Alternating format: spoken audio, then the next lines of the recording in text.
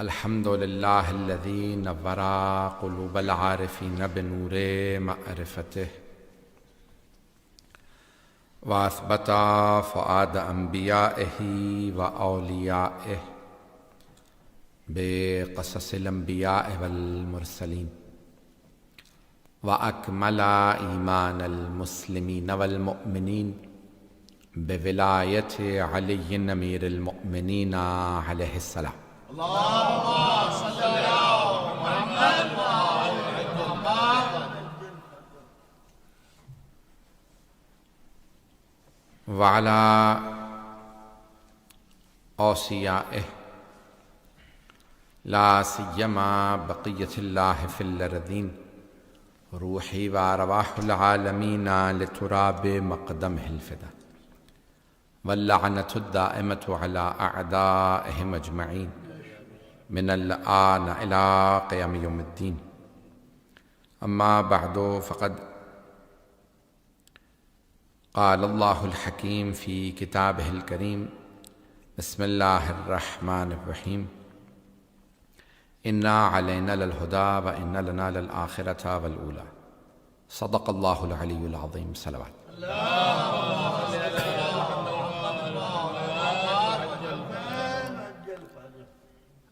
بانیان مجلس کے، حاضرین مجلس کے اور تمام ذاکرین مجلس پڑھنے والوں کے، تمام مرحومین کے لیے خصوصاً سید طفیل شاہ صاحب بخاری کے والد مرحوم.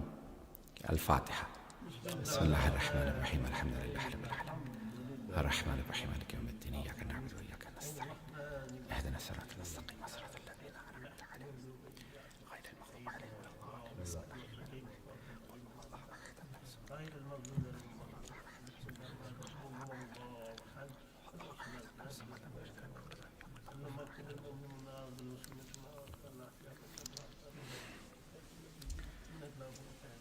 ایک صلوات کی زحمت فرمائیں.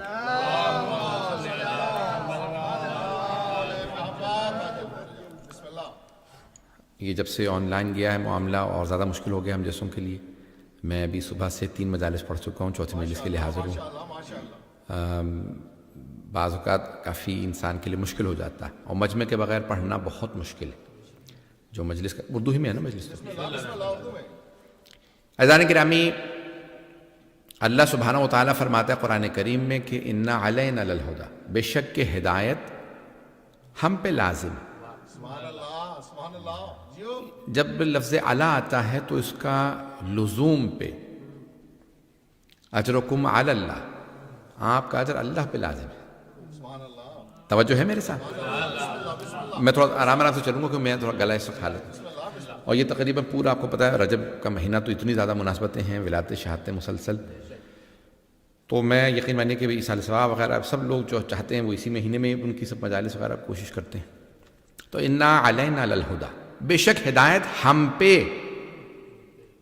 لازم ہے. اب لازم کا ترجمہ میں خود لے کے آ رہا ہوں کہ یہ ہم پہ لازم ہے. وائلہ بہت سے لوگ کہتے ہیں ہدایت ہم پہ ہے، تو ہم پہ کیا ہے؟ لازم ہے، غیر لازم ہے، ضروری ہے، غیر ضروری ہے. توجہ ہے میرے ساتھ؟ زیادہ مشکل اردو تو نہیں پیش کر رہا ہوں. انا علینا للہدی، بے شک ہدایت ہم پہ ہے.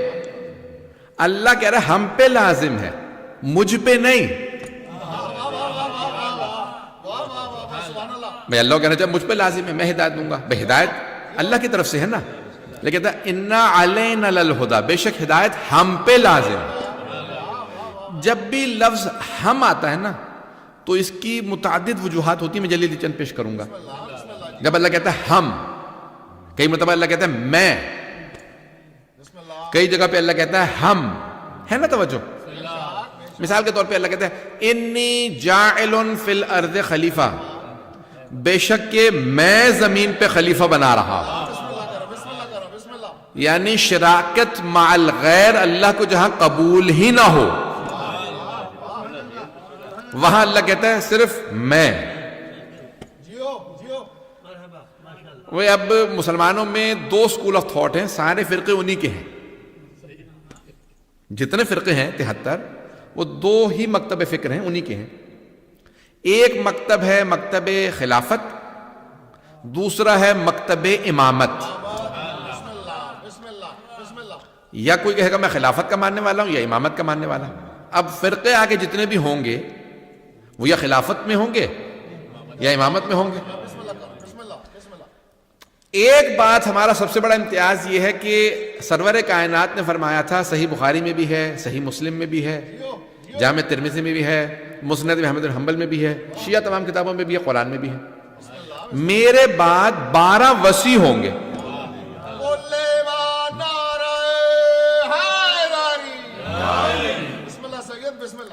اب یہ 12 وصی ہوں گے، چاہے وہ 12 خلیفہ کہیں، 12 امام کہیں، 12 وصی رسول خدا کہیں، 12 جانشین کہیں، 12 سکسیسرز کہیں، جو مرضی کہہ لیجئے، ہیں 12. اور جتنے فرقے ہیں سب میں صرف ہم ہیں جو کہتے ہیں ہم 12 کے ماننے والے شیعہ. تو اب اثنا عشری ہم ہیں، ہم لکھتے بھی ہیں اپنے بہت سے شیعہ کہتے ہیں میں صرف شیعہ نہیں ہوں، شیعہ اثنا عشری ہوں. کیونکہ بہت سے اور ہیں شیعہ وہ کہتے ہیں جی میں بحرہ شیعہ ہوں، میں اسماعیلی شیعہ ہوں، میں زیدیہ شیعہ ہوں، میں یہ شیعہ میں وہ شیعہ، یعنی میں یہاں رک جاتا ہوں میں وہاں رک جاتا ہوں.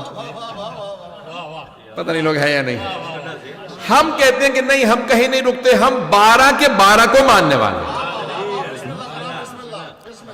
تو اب یہاں پہ اللہ فرما میرا سارے مسلمانوں سے سوال ہے کیونکہ اب یہ جا رہا ہے مجھے پتا ہے دنیا بھر میں، تو یہاں سے پیغام جا رہا ہے تو میں ہی پیش کرتا ہوں. دیکھیں قرآن، اچھا اللہ نے جب لفظ خلیفہ کہا تو انی جاعل فی الارض خلیفہ، اور جب کہا امام تو کہا انی جاعلک للناس اماما. پھر دوبارہ کہا میں امام بنا رہا ہوں، خلیفہ میں بنا رہا ہوں، امام ہم نہیں. اس میں ہے ہی نہیں کوئی اور سوائے اللہ کے. تو خلیفہ، اچھا اب کوئی بھی مسلمان کہے تو وہ کہے گا بھی میں امامت مانتا ہوں یا خلافت مانتا ہوں. اچھا یہ امامت قرآن والی امامت ہے یا اپنے پاس سے بنائی ہے؟ توجہ ہے، امامت اللہ والی ہے، قرآن والی ہے، یا اپنے پاس سے بنائی ہے؟ اور اگر کوئی کہے کہ نہیں میں تو خلافت مانتا ہوں، تو خلافت قرآن والی ہے یا اپنے پاس سے بنائی ہے؟ اگر تو امامت و خلافت والے دونوں کہیں کہ نہیں ہم نے قرآن والی امامت کو مانا ہے، ہم نے قرآن والی خلافت کو مانا ہے، تو قرآن نے تو صاف بتا دیا چاہے امام کا ہو چاہے خلیفہ، بنانا اللہ کا کام ہے. بھئی ہم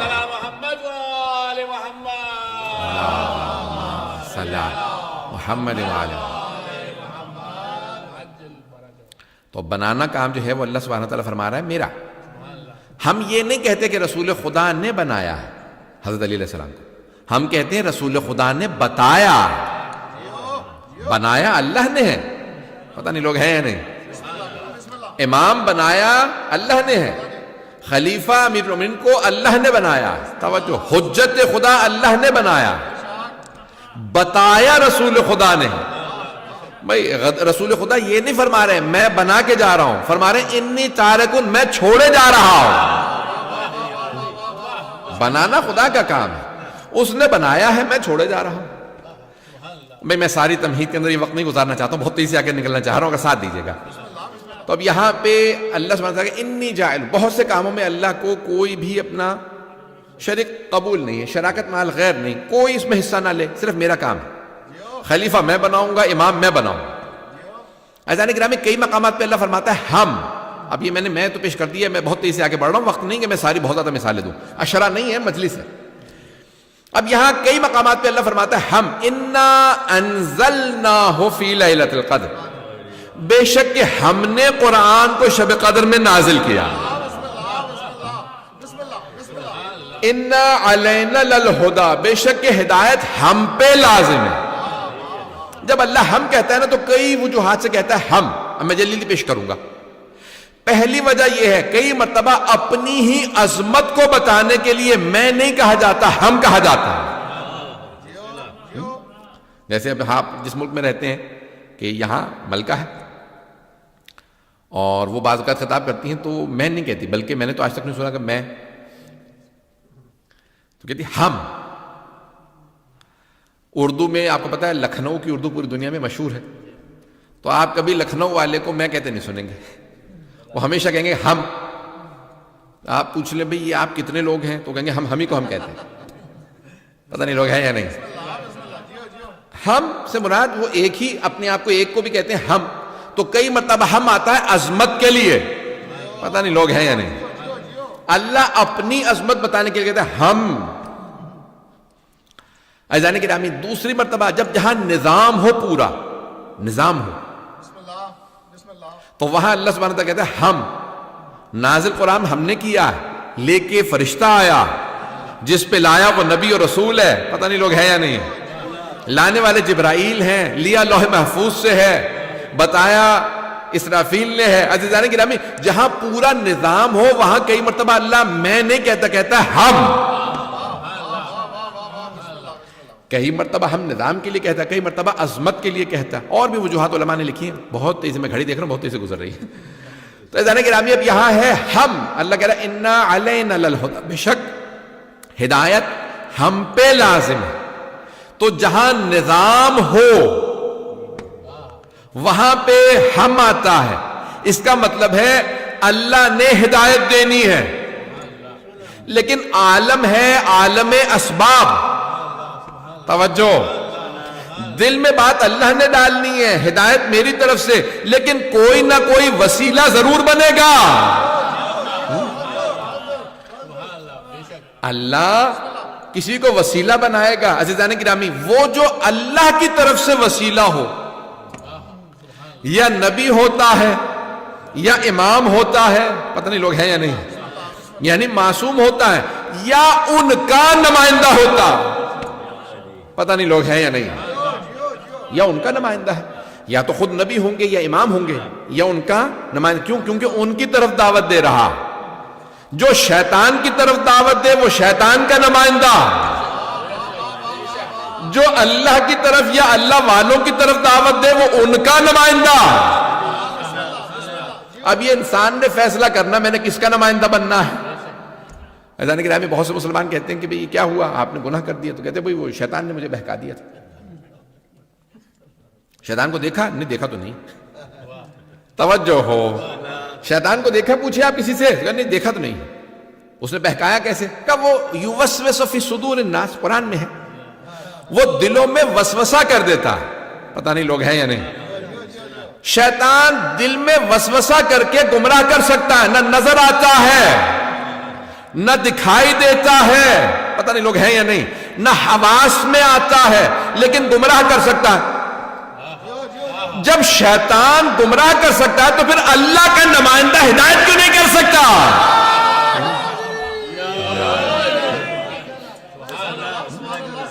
اور فرما رہے ہیں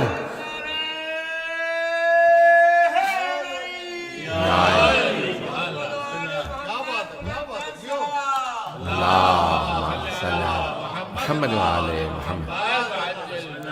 توجہ فرما رہے ہیں کرام, انا علینا للہدی. جب شیطان گمراہ کر سکتا ہے, شیطانی طاقت, نہ نظر آئے نہ دکھائی دے, کہاں ہے جب نظر نہیں آتا؟ بھئی وہ چھپا ہوا ہے. اسی چھپے ہوئے کو عربی میں کہتے ہیں غیب میں ہے. پتہ نہیں لوگ ہے یا نہیں ہے. جب غیب میں رہتے ہوئے شیطان گمراہ کر سکتا ہے تو اللہ کا نمائندہ غیب میں رہتے ہوئے ہدایت کیسے نہیں کر سکتا؟ نمائندہ پروردگار ہدایت کر سکتا ہے. عزیزان گرامی تو اب انا علینا للہدی, بے شک کہ ہدایت ہم پہ لازم ہے. وَإِنَّا لَنَا لَلْآخِرَةَ وَالْأُولَى, چاہے وہ یہ دنیا ہو چاہے آخرت ہو. پلٹ کے تمہیں ہمارے ہی پاس آنا ہے, دنیا کے نہ ہو جانا, ہمارے رہنا. بات پہنچ رہی ہے عزیزان گرامی؟ تو اللہ فرمایا اِنَّا عَلَيْنَا لَلْهُدَى وَإِنَّا لَنَا لَلْآخِرَةَ وَالْأُولَى. یہ جو دنیا ہے آخرت ہے یہ دونوں ہمارے ہی لیے ہیں. دنیا بھی اللہ کی ہے, آخرت بھی اللہ کی ہے. تو انسان جو ہے کوشش کرے کہ جب وہ ہدایت بھیجے تو ہدایت کو تسلیم کر لے. میں پیش کرنا چاہ رہا ہوں کچھ. عزیزان گرامی اگر آپ دیکھیں تو شعبان معظم آنے والا ہے, اور بنا بر روایت 3 شعبان, بلکہ ایک ہی روایت ہے, مولا حسین علیہ السلام کی 3 شعبان کو ولادت ہے. 3 شعبان, لیکن بنا بر روایت, کیونکہ 2 روایات ہیں جناب عباس علیہ السلام کی ولادت کی, 2 ہیں, تو بنا بر روایت اور مستند روایت کے 4 شعبان کو مولا عباس کی ولادت ہے ذہنوں میں. تو اللہ نے دونوں کو ساتھ ساتھ رکھا. پتہ نہیں لوگ ہے یا نہیں. ساتھ ساتھ رکھا. کیوں؟ ایک ہے قمر بنی ہاشم. بھئی اسلام کے چاند کا نام جناب عباس ہے، سورج امام حسین. پتہ نہیں لوگ ہے یا نہیں ہے. بھئی ایک سورہ قرآن کا ہے سورہ شمس، والشمس وضحاہا والقمر اذا تلاہا. سورج اور اس کی کرنوں کی قسم اور چاند کی قسم جو سورج کے پیچھے پیچھے آتا. پتہ نہیں لوگ ہے یا نہیں ہے. جب پوچھا گیا معصوم سے شمس کی قسم ہے، سورج کی قسم، چاند کی قسم، تو کون؟ کہا اسلام کے شمس محمد، قمر ہے علی، کربلا کے سورج کا نام حسین ہے، چاند کا نام عباس. چلیے گا سارا مجمع اسی محبت کے ساتھ چلتا رہے گا میرے ساتھ. میں خاص مقام پہ لے جانے والا ہوں، شاید آپ کے لیے نیا نقطہ ہو. میں نے بڑی محنت کی ہے، ایک کوشش ہے، شاید پہنچا پاؤں. جانے گرامی میں بڑی کوشش کر رہا ہوں کہ یہ دیکھیں ساتھ ساتھ جو شخصیات ہوتی ہیں نا، ابھی 13 رجب گزری ہے تو جناب سرور کائنات نے فرمایا تھا انا وعلی من نور واحد، میں اور علی ایک ہی نور سے ہیں. من نور واحد، میں اور علی ایک ہی نور کے دو ٹکڑے ہیں. تو جوش ملی آبادی نے اس مقام کے لیے کہا تھا جیسے ہی نصف نور ملا نصف نور سے. بھئی جناب مادر امیر المومنین جو ہیں وہ تشریف لائیں اور ایک مرتبہ آغوش میں دیا جناب رسالت مآب کی. یہ رسول خدا نے فرمایا تھا نا امی بعد امی، میری ماں کے بعد یہ میری ماں ہے. انہوں نے مجھے پالا ہے، یہ میری ماں کے بعد یہ میری ماں ہے. توجہ یہ نہیں ہے؟ امی بعد امی، یہ میری ماں کے بعد میری ماں ہے، انہوں نے مجھے پالا ہے. تو جناب فاطمہ بنت اسد نے جناب ابو طالب کی آغوش میں نہیں دیا. توجہ، بھئی جناب ابو طالب کی آغوش میں دینا چاہیے تھا کہ آپ کا بیٹا. آپ نے آنے کے بعد کہا بھتیجے یا رسول اللہ آپ کا بھائی.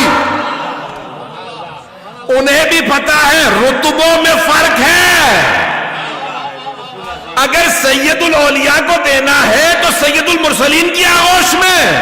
پتہ نہیں بھئی جیسے یہاں پہ آغوش میں دیا تو رسول خدا نے ہاتھ پھیلائے.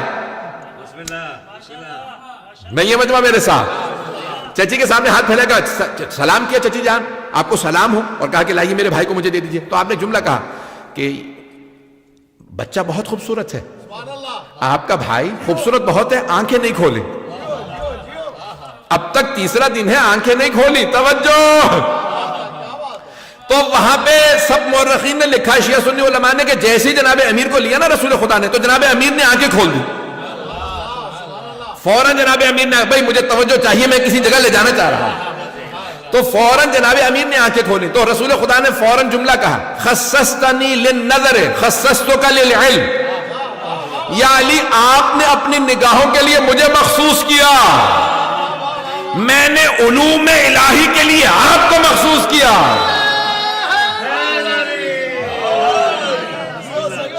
میں مدینۃ العلم ہوں تو آپ باب مدینۃ العلم ہیں.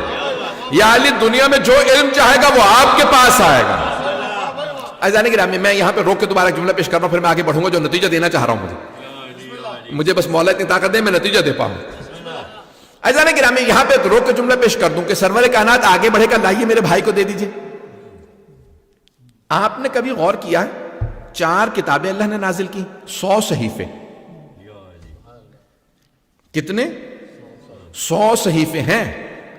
خود مولا کا فرمان ہے کہ یہ جو زوریسٹرینز ہیں، زرتشت ہیں، تو زورا کے لیے بھی وہ نبی تھے اور ان کے لیے کتاب آئی تھی. حضرت ابراہیم کے لیے صحیفے آئے ہیں، مختلف انبیاء کے لیے، حضرت ادریس کے لیے اور بڑے بڑے انبیاء کے لیے صحیفے آئے ہیں. 4 کتابیں آئی ہیں جن میں سے ایک قرآن ہے. توجہ ہو، 100 صحیفے 4 کتابیں. اللہ نے جتنے انبیاء کو صحیفے دیے، کتابیں دی، سب کو کہا آؤ آ کے کتاب لے جاؤ.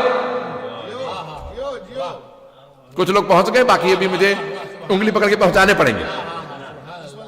جتنے انبیاء کو اللہ نے کتابیں دی ہیں صحیفے، سب سے کہا آؤ آ کے لے جاؤ. ادریس اس پہاڑ پہ آؤ آ کے صحیفہ لے جاؤ. ابراہیم اس پہاڑ پہ آؤ آ کے صحیفہ لے جاؤ. موسیٰ کوہ طور پہ آؤ صحیفہ لے جاؤ. توجہ، توریت کو لینے کے لیے آپ کو پہاڑ پہ آنا ہوگا، پتہ نہیں توجہ ہے. زبور اس پہاڑ پہ آئیے صحیفہ لے جائیے، زبور لے جائیے.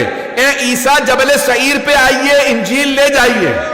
سارے انبیاء کو اللہ بلاتا رہا، کتابیں دیتا رہا. اب سب سے جو عظیم کتاب تھی وہ ہے قرآن. سارے صحیفوں سے افضل، ساری کتابوں سے افضل۔ اللہ نے کہا یہ میرا کلام ہے، قیامت تک باقی رہے گا معجزے کے طور پہ۔ ساری کتابیں صحیفے بدل جائیں گے، قرآن نہیں بدلے گا۔ اے میرے حبیب، افضل ترین کتاب میں آپ کو دے رہا ہوں، لیکن آپ کو بلاؤں گا نہیں، جہاں آپ جائیں گے کتاب وہاں آئے گی۔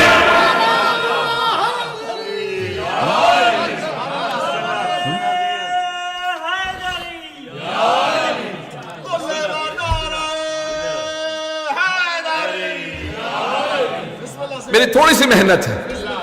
عزیزان گرامی، اللہ سبحانہ وتعالیٰ فرما رہا ہے میرے حبیب جہاں آپ جائیں گے کتاب وہاں آئے گی۔ آپ غار ہرا میں جائیں گے میں کتاب وہاں بھیج دوں گا۔ آپ ابو طالب کے گھر چلے جائیں گے کتاب وہاں آ جائے گی۔ آپ خدیجہ کے گھر جائیں گے کتاب وہاں آئے گی۔ آپ مسجد الحرام میں جائیں گے میں قرآن وہاں بھیجوں گا۔ آپ عرش پہ جائیں گے کتاب وہاں آ جائے گی۔ آپ ہجرت کریں گے راستے میں ہوں گے کتاب وہاں آئے گی۔ مدینے پہنچیں گے صحابی کے گھر ہوں گے کتاب وہاں۔ فاطمہ کے گھر جائیں گے کتاب وہاں۔ چادر تلے ہوں گے کتاب وہاں۔ آپ کے کاندھوں پہ حسنین ہوں گے کتاب وہاں۔ ہاتھوں پہ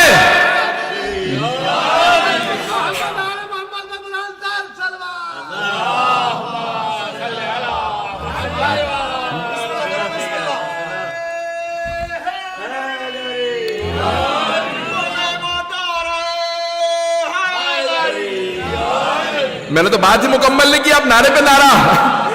عزیزان گرامی، اللہ فرما رہا ہے میرے حبیب جہاں جائیں گے آپ علی کو ہاتھوں پہ اٹھائیں گے، قرآن وہاں۔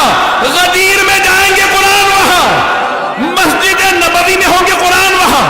میدان جنگ میں جائیں گے، چاہے بدر ہو، احد ہو، خیبر ہو، خندق ہو، حنین، آپ جاتے رہیے کتاب آتی رہے گی۔ آپ کو نہیں بلاؤں گا، افضل ترین کتاب آپ کے لیے، لیکن آپ کو نہیں بلاؤں گا، جہاں آپ جائیں گے کتاب وہاں آئے گی۔ پیغمبر ازواج بھی خود آئی ہیں، لینے نہیں گئے۔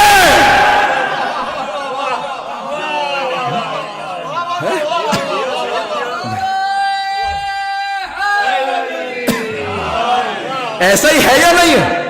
بھئی پیغمبر نے 13 ازواج 12 مدینے میں شادیاں کی ہیں، سب کی سب خود آئی ہیں۔ حضرت جویریہ سے لے کے حضرت ماریہ تک، پتہ نہیں لوگ ہیں یا نہیں ہیں، ساری ازواج خود آئی ہیں۔ پوری زندگی بس پیغمبر 2 چیزیں لینے گئے ہیں، قرآن بھی لینے نہیں گئے، بس 2 چیزیں لینے گئے، 2 چیزیں۔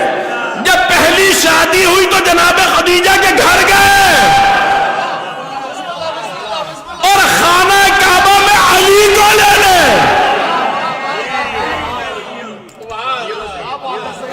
ہے توجہ؟ عزیزان گرامی، یہ ہیں جناب امین۔ تو اب جوش ملی آبادی کے شعر کو پیش کر رہا تھا، ساری کی ساری آپ نے مجھ سے پورا زور لگوا دیا گلے کی۔ یقین مانے میرے حالت زخمی حالت میں ہوں بالکل۔ کل پھر 3-4 مجالس اور پورا دن بعض مجالس رہتی ہیں، لوگ کہتے ہیں مولانا گھر پہ تو بیٹھے پڑھ دیں گے تو کیا ہو جائے گا؟ ہمارے والد کی وصیت ہے کہ نہیں سے پڑھوانا۔ ایسے ایسے لوگ باقاعدہ جملے بولتے ہیں، انسان شرمندگی کے اندر پڑھ ہی دیتا ہے۔ بھئی یہاں رات کے 2 بج رہے ہوں گے، آپ کے یہاں کیا ٹائم ہو رہا ہوگا، وہاں پہ اس لیے میں کیسے پڑھوں گا؟ مولانا پڑھ دیجئے، آپ کو خدا کا واسطہ، جناب سیدہ کا واسطہ۔ اب آدمی ایسے واسطے سنا کے ویسے شرمندہ ہو کے کہتا ہے چلیں ٹھیک ہے کوئی مسئلہ نہیں ہے۔ عزیزان گرامی، گلا زخمی حالت میں ہے، پیش کر رہا ہوں جملہ۔ تو پیغمبر نے فرمایا تھا انا وعلی من نور واحد، میں اور علی ایک ہی نور سے ہیں۔ تو اب یہاں پہ جوش ملی آبادی نے کہا تھا جیسے ہی نصف نور ملا نصف نور سے، اپنے کو کردگار نے دیکھا غرور سے۔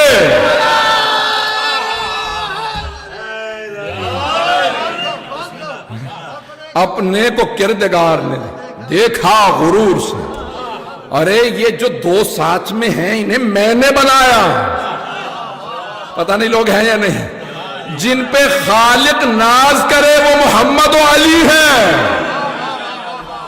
اب بات پہنچ رہی ہے عزیزان گرامی۔ اب یہ شمس و قمر کا میں پیش کر رہا تھا کہ اسلام کے شمس رسول خدا، قمر علی مرتضی، کربلا کی شمس حسین ابن علی، قمر ہیں عباس ابن علی۔ تو اللہ نے ساتھ ساتھ رکھا، توجہ، ساتھ ساتھ رکھا۔ جملہ کیوں لے کے آیا ہوں؟ یہ ساری تمہید کیوں میں نے 20-25 منٹ کی باندھی؟ یہ ساری زحمت حدیث ایک جملے کے لیے گلا اگر ساتھ دے. 13 رجب کو مولا کی ولادت ہے، 15 کو بی بی کی شہادت. تو یہاں رجب میں اللہ نے کہا دیکھو ساری دنیا کہے گی زینب زینو اب، پتہ نہیں لوگ ہیں یا نہیں ہیں. اپنے باپ کی زینت میں نے پاس رکھا تاکہ دنیا کو سمجھ میں آئے وہ کیسی بیٹی ہوتی ہے جو علی جیسے باپ کی زینت ہو. نہیں پہنچا سکا. اب مجھے سارے مجمع کی توجہ چاہیے، بات پہنچا رہا ہوں جس جملے کے لیے میں نے زحمت دی ہے. عزیزان گرامی، جناب امیر کے لہجے میں بس 2 ہی ہستیوں نے کلام کیا ہے. جب معراج پہ پیغمبر گئے تو ایک مرتبہ صحابہ نے پوچھا کہ اللہ نے کلام کیا؟ کہا ہاں. فتدلّ فکان قاب قوسین او ادنیٰ، ایک ایسا مقام آیا جہاں پہ جبرائیل بھی رک گئے، سب اس سے آگے کچھ نہیں تھا، سدرۃ المنتہا. تو صحابہ نے کہا یا رسول اللہ، اللہ نے آپ سے کلام کیا؟ کہا ہاں. کہا کیسے؟ کہا میں نے بھی پوچھا جب اللہ نے کلام کیا. انت کلمنی ام علی، پروردگارہ تو مجھ سے کلام کر رہا ہے یا علی؟ نہیں ہے مجمع. یہ فیض کاشانی نے لکھا تفسیر.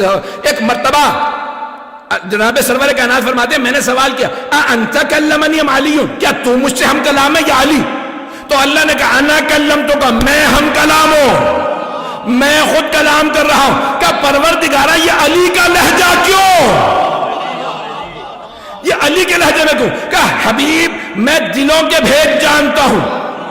جب تنہائی تھی تو آپ کے دل میں اضطراب تھا، یہاں کوئی نہیں نہ سوائے تیرے پروردگارہ، نہ سوائے میرے. تو میں نے اضطراب کو دور کرنا چاہا، جب دل میں دیکھا تو آپ کے سب سے قریب علی تھا. اے میرے حبیب، اے میرے حبیب، آپ کے دل میں جو سب سے آپ سے قریب ہے وہ آپ کا بھائی علی ہے. تو میں نے علی کے لہجے میں کلام کیا. کلام میں کر رہا ہوں، پتہ نہیں لوگ ہیں یا نہیں ہیں. بس 2 ہستیوں نے علی کے لہجے میں کلام کیا، ایک خالق علی نے اور ایک دختر علی نے. یہی تو کہا ساری دنیا نے کہ جب کوفے میں جناب زینب کبریٰ نے خطبہ دیا تو سب مجبور ہو گئے. اور ایک مرتبہ مولا کے بڑے ایک چاہنے والے، بہت قریبی چاہنے والے، حضرت عبداللہ مکفوف رضی اللہ عنہ، بہت جلیل القدر اصحاب امیر المومنین نے. گلا میرا ساتھ نہیں دے رہا، میں زیادہ وقت نہیں لوں گا. عزیزان گرامی، جیسے ہی جناب عبداللہ مکفوف کے کانوں میں آواز پڑی نا تو آپ نے جملہ کہا علی کی شہادت کو تو 20 برس بیت گئے، یہ کون ہے جو علی کے لہجے میں کلام کر رہا؟ اب سوچئے جناب زینب کا مقام کیا ہے کہ مولا کی جو نہج البلاغہ کی فصاحت و بلاغت تھی اس سے ملتا جلتا لہجہ جناب زینب کا تھا. اور کیوں یہاں پہ ضروری تھا؟ میں اکثر کہتا ہوں کہ یہاں پہ عربیت کی وجہ سے کہا، فصاحت و بلاغت کی وجہ سے کہا، لیکن شاید آج میں سوچنے پہ مجبور تھا کہ نہیں، شاید اللہ نے آواز کو ایسا کر دیا ہو کہ وہ جو عبید اللہ ابن زیاد تھا، جو بنو امیہ تھے نا، ان کے ذہنوں پہ خوف طاری تھا مولا کائنات کا. وہ ڈرتے بہت تھے مولا سے. ایک مرتبہ خدا نے کہا کہ تم سمجھ رہے ہو یہ قیدی بی بی ہے، کمر ٹوٹ چکی ہے، بھائی بیٹے مارے گئے، اس کے بال سفید ہو گئے، ہاتھ بندھے ہوئے ہیں، تم سمجھتے ہو یہ کمزور ہے. ایک مرتبہ اللہ نے شاید وہ جناب امیر کا لہجہ عطا کیا. جب جناب زینب بولی تو خوف طاری ہو گیا. سارے مجمع پہ کہنے لگے لو ارے خاموش ہو جاؤ، علی آ گئے. ایک مرتبہ عبید اللہ ابن زیاد ملعون وہ پریشان ہوا، کون ہے؟ حضرت عبداللہ مکفوف کھڑے ہو گئے، کہا یہ کون ہے جو علی کے لہجے میں کلام کر رہا؟ عزیزان گرامی، اس مقام پہ ایک دوسرے آدمی نے کہا عبداللہ بیٹھ جاؤ. جناب عبداللہ مکفوف ان کے ہاں بیٹا نہیں تھا، بوڑھے ہو چکے تھے، ان کے ہاں صرف بیٹیاں تھیں، ایک بیٹی تھی. تو جناب عبداللہ مکفوف نابینا ہو گئے تھے، ایک آنکھ جمل میں ان کی شہید ہوئی دوسری صفین میں، مولا کی طرف سے لڑتے ہوئے. تو ایک مرتبہ ایک آدمی نے کہا اے عبداللہ مکفوف بیٹھ جاؤ، بہت بڑی فوج ہے. کہا نہیں، یہ کون ہے جس نے خطبہ دیا؟ علی کی تو شہادت ہو چکی. کہا علی نہیں، علی کی بیٹی ہے. بس یہ نام سننا تھا. جناب عبداللہ مکفوف نے سنا علی کی بیٹی شرابی کے دربار میں. عبداللہ مکفوف رونے لگے، تڑپنے لگے. کہا اے عبداللہ تو ابھی زندہ ہے اور علی کی بیٹی ہے اس حالت میں؟ عبید اللہ ابن زیاد ملعون کے دربار میں علی کی بیٹی آ گئی. ایک مرتبہ جناب عبداللہ مکفوف نے سر اٹھایا، کہا یبنا زیاد، ہو زیاد کے بیٹے، تیری اتنی جرت تو علی کی بیٹیوں کو دربار میں لے آئے؟ کہا کون ہے یہ؟ کہا یہ علی کا صحابی. کہا اسے مار دو. ان کے قبیلے کے لوگ موجود تھے. کہا خبردار ہاتھ نہ اٹھانا، یہ ہمارے قبیلے سے. کہا ٹھیک ہے، انہیں گھر جانے دو. اشارہ کیا کہ جیسے گھر پہنچے فوراً مار دو، شہید کر دو. جناب عبداللہ مکفوف گھر چلے گئے. جیسے گھر پہنچے ان کی بیٹی نے پوچھا بیٹا بابا کیا بات ہے؟ تو ایک مرتبہ جناب عبداللہ مکفوف کے آنسو بہنے لگے. کہا بیٹی آج علی کی بیٹی ہے جن کا پردہ دنیا قسمیں کھایا کرتی تھی، وہ عبید اللہ ابن زیاد کے دربار میں آ گئی ہے. بس بھئی آج کوئی رونے میں بخل نہ کرے، میری آواز ساتھ نہیں دے رہی. آج امام زمانہ کو پرسہ دینا ہے. امام زمانہ کو دو باتوں کا بڑا صدمہ ہے. ایک اپنی دادی زہرا کے دربار میں جانے کا، دوسرے اپنی پھپھی زینب کے بازار میں آنے کا. آئیں ذرا امام زمانہ کو پرسہ دے. میں پڑھ پاؤں پروردگارا، بس میں تھوڑے مسائب پڑھنا چاہتا ہوں. آج ام المصائب کے مصائب ہیں. اگر آنکھیں بند کر کے کچھ دیر کے لیے مدینے چلیے، میں دکھانا چاہتا ہوں. جناب سیدہ نے جملہ کہا بابا جان، کس سے؟ رسول خدا سے.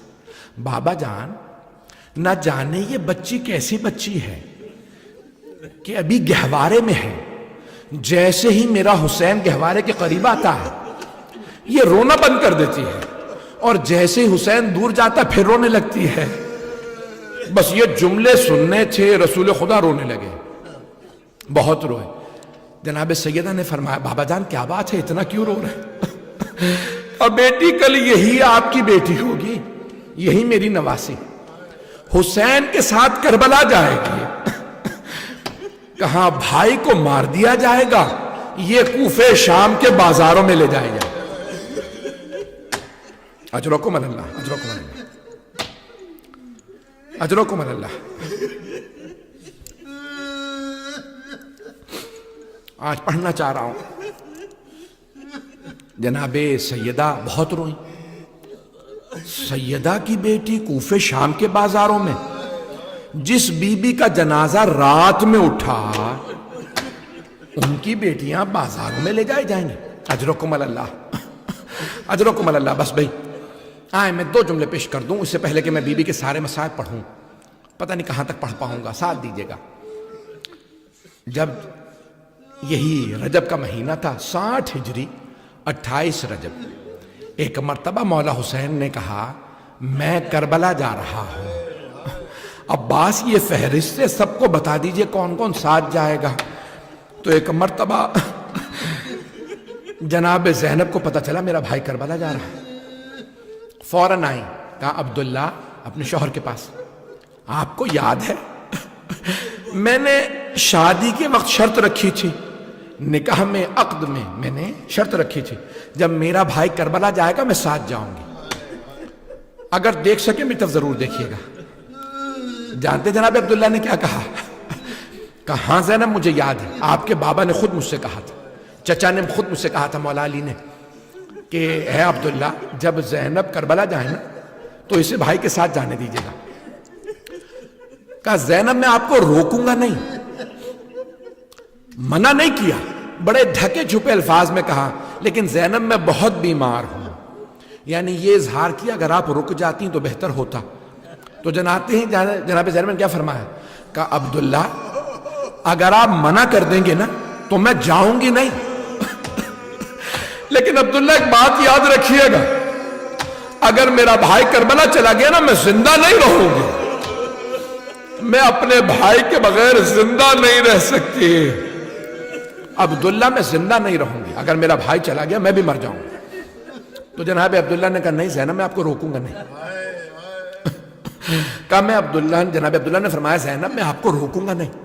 بس بھائی میں نے سارے مصائب چھوڑ دیے، اب ذرا ایک مرتبہ شب عاشور ہے، ہر ماں اپنے بیٹے کو تیار کر رہی ہے، کوئی کہتی ہے علی اکبر میرا آپ کے بغیر جینا بڑا مشکل ہے، کوئی کہتی ہے قاسم میں بیوہ ہوں صرف آپ کی خاطر کربلا آئی ہوں، کوئی ماں کہتی ہے علی اصغر بیٹا آپ ابھی چل نہیں سکتے لیکن بیٹا میرے دودھ کی لاج رکھ لیجئے گا۔ بس بھئی ایک جملہ پیش کروں، ایک ماں اپنے دونوں بیٹوں کے بالوں کو سنوارتی ہے ہاتھوں سے، پھر ایک جملہ کہتی ہے میرے شیرو تم جعفر طیار کے پوتے ہو، حیدر کرار کے نواسے ہو، میرے شیرو مجھے پتا ہے کل جب آپ جنگ کریں گے نا تو اپنے بڑوں کی شجاعت کا نمونہ پیش کریں گے، میرے شیرو بس ایک میری وصیت یاد رکھیے گا، اگر آپ جنگ کرتے ہوئے فرات تک پہنچ گئے تو پانی نہ پیجئے گا، ماموں کے بچے بڑے پیاسے ہیں۔ بس بھی میں نے تمام کر دیا، 5 سے 10 منٹ کی زحمت دوں گا، کچھ دیر میرے ساتھ چلیے گا، اجرکم اللہ، سننا چاہیں گے؟ بس بھئی جب 11 محرم کا دن نکلا نا تو آج ہی میں ایک روایت سن رہا تھا بہت بڑے ایک مجتہد سے، وہ فرما رہے تھے کہ جب جناب زینب کبریٰ آئی نا 11 محرم کو میدان کربلا میں، تو بی بی نے دونوں ہاتھ مولا حسین کے لاشے کے نیچے رکھے اور دعا مانگنے کے لیے لاشے کے نیچے ہاتھ رکھ کے کہا اللہم تقبل منا ھذا القربا، پروردگارہ ہم اہل بیت کی اس قربانی کو اپنی بارگاہ میں قبول فرما۔ روئیں بی بی بہت زیادہ، پھر ایک مرتبہ رو کے کہا اماں آپ نے کہا تھا میری طرف سے آخری بوسہ دے دینا۔ مولا سجاد فرماتے ہیں ایک نگینے کے برابر بھی میرے بابا کے جسم پہ جگہ نہیں تھی جہاں زخم نہ ہو۔ کہا پھر مولا کیسے بوسہ دیا آپ کی پھوپھی نے؟ کہا کٹے ہوئے گلے پہ لبوں کو رکھا اور لبوں کو رکھ کے ایک مرتبہ کہا اماں میں نے بوسہ دے دیا۔ اجرکم اللہ، اجرکم اللہ۔ بس بھائی اب مجھ سے پڑھا نہیں جا رہا، آپ سے سنا نہیں جا رہا میں نے، لیکن مصائب یہاں پہ میں روک نہیں سکتا، آئے ذرا میرے ساتھ چلیے گا۔ بی بی 11 محرم کو چلی کربلا سے، لیکن بیٹوں پہ کوئی گریہ نہیں کیا۔ جب ناقہ پہ سوار ہوئی نا تو بی بی نے مقتل میں 2 لاشوں کو دیکھا، آنکھیں بند کر کے کہا او نو محمد خدا حافظ۔ ماں تھی کیسے برداشت کرتی، بس بے ایک مرتبہ بیٹوں سے خدا حافظ کہا چلی۔ اب بی بی چلی گئیں، کہاں قیدی بنی کوفے چلی گئیں، کوفے سے شام، شام میں رہائی مل گئی۔ جب ایک مرتبہ شہداء کے سر واپس آنے لگے نا ہر بی بی اپنے شہید کا سر لیتی رونے لگتی۔ اتنے میں 2 سر آئے، سب بیبیوں نے جناب زینب کو دیکھا، بی بی نے سروں کو دیکھا، آنکھیں بند کر لی۔ آنے والے نے سوال کیا ان 2 سروں کی وارثہ کیا خیموں میں جل کے مر گئی ہے؟ اب جناب زینب کبریٰ سے جب دیکھا نا تو جناب فضہ سے رہا نہیں گیا، ایک مرتبہ کہا لاؤ 2 سر مجھے دے دو، یہ میری آقا زادی کے بیٹے ہیں۔ رو کے کہا بی بی بیٹوں سے وداع تو کر لیں۔ جناب زینب نے فرمایا فضہ اما فضہ میں علی کی بیٹی ہوں، صدقہ دے کے واپس نہیں لیتی، میں نے بھائی کا صدقہ دے دیا، اجرکم اللہ۔ جناب فضہ آگے بڑھی کہا لاؤ یہ 2 سر مجھے دے دو، بہت روئیں، ہر بی بی رو رہی ہے، اجرکم اللہ، اجرکم اللہ۔ بس بھی میں تمام کر دیتا لیکن یہاں پہ مصائب تمام نہیں ہوتے۔ بی بی چہلم پہ کربلا آ گئی، ہر قبر پہ گئیں، نہیں گئیں تو بیٹوں کی قبروں پہ نہیں گئیں، 3 دن کربلا رہی۔ تیسرے دن جب کربلا سے چلی نا 3 دن کے بعد تو ایک مرتبہ دوبارہ بی بی نے آنکھیں بند کر کے کہا او نو محمد الوداع، میرے شیرو ماں مدینے واپس جا رہی ہے۔ آئیں بی بی، کہاں آئیں؟ یہاں پہ ایک بہت بزرگ عالم دین مرحوم ہو چکے ہیں، ان کا جملہ پیش کر دوں. بس بھائی، مرحوم فرماتے تھے کہ مولا سجاد سے کسی نے پوچھا، مولا آپ کے بابا کا سر نیزے پہ بلند تھا، مولا آپ کبھی بابا کے سر کو دیکھتے تھے؟ کہا کہ جب بھی میں بابا کا سر دیکھتا تھا تو میں اپنے بابا کی نگاہوں کو دیکھتا تھا، 3 حالتوں میں ہوتی تھی. یا میری پھپھی کو دیکھ رہی ہوتی تھی، یا میری چھوٹی سی بہن کو. پھر مولا رونے لگے. کہا مولا تیسری حالت کیا ہوتی تھی؟ کہا اگر یا میری پھپھی کو نہیں دیکھ رہے ہوتے تھے، میری بہن کو نہیں. کہا پھر کہاں ہوتی تھی بابا کی نگاہ؟ کہا میرے بھائی علی اکبر کی طرف، اس نیزے کو دیکھتی تھی جہاں میرے بھائی علی اکبر کا سر تھا. اجرکم اللہ. بس بھی تمام کر دیا. 2 سے 4 منٹ کی زحمت، اب اسے پڑھانے جا رہا. اجرکم اللہ. جب مدینے واپس آ گئی نا بی بی، تو کہا سید سجاد میں پہلے نانا کے روضے پہ جاؤں گی، نانا کے روضے پہ جاؤں گی، میں گھر نہیں جاؤں گی. آئیں مولا سجاد نے کہا بشیر پہلے اعلان کر دو قتل الحسین بکربلا. بشیر نے اعلان کیا الا یا اہل یثرب لا مقام لکم بہا قتل الحسین بکربلا. سارے مدینے والے روضہ رسول پہ جمع ہو گئے. بس بھئی علم برآمد ہونا. 2 جملے سن لیجئے گا. ایک مرتبہ جناب سارے مدینے والے روضہ رسول پہ جمع ہو گئے. جب بیویاں آئی نا تو مولا سجاد نے اپنے پھپھی کو آگے کر دیا. پھپھی اماں پہلے آپ روضہ رسول پہ جائیے، اپنے نانا کے روضے پہ آپ جائیے. بی بی نے دونوں ہاتھ دروازے پہ رکھے اور ایک مرتبہ رو کے جملہ کہا، یا جدہ انی نائیت الیک بولدک الحسین. نانا میں آپ کے نواسے حسین کی سنانی لائی ہوں. نانا میں 70 قدم کے فاصلے پہ کھڑی تھی جب شمر حسین کے سینے پہ سوار ہوا. جب ریش مبارک میں ہاتھ ڈالا، جب اس نے خنجر چلایا، میں نے رو کے کہا یہ تمہارے نبی کا نواسا ہے، مت مارو. نانا کسی نے میری ایک نہ سنی. اجرکم اللہ. آخری جملے سن لیجئے بس بھئی. جانتے ہیں جب بی بی مصائب پڑھ رہی تھی، سارے مدینے والے بلند آواز سے گریہ کر رہے تھے. جب سب روتے روتے تھک گئے، خاموش ہو گئے، تو جناب زینب نے ایک جملہ کہا کہ نانا اگر نامحرموں کا مجمع نہ ہوتا، میں کلائیوں سے چادر ہٹاتی، میں بازوؤں کے نشان دکھاتی، میں بتاتی میری پشت پہ آپ کی امت نے کتنے تازیانے مارے، میرے بدن پہ کتنے نیلے. اجرکم اللہ. اجرکم اللہ.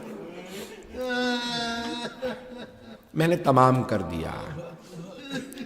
جناب سید سجاد نے کہا پھوپھی اماں بس کیجئے، گھر چلے. جب گھر لے جانے لگے نا مولا سجاد، تو ایک مرتبہ جناب زینب کبریٰ نے کہا بیٹا سجاد مجھے کچھ دیر کے لیے میری ماں کے روضے پہ لے چلیے، میری ماں کے روضے پہ لے چلیں. چلے مولا سجاد لے کے پھپھی کو. جیسے جناب زینب آئی نا ماں کے روضے پہ، بی بی نے سامان کھولا، رونے لگی. یہاں پہ اگر میری طرف دیکھ سکے نہیں تو آنکھیں بند کر لیجئے گا. ایک جملہ کہنا چاہتا ہوں.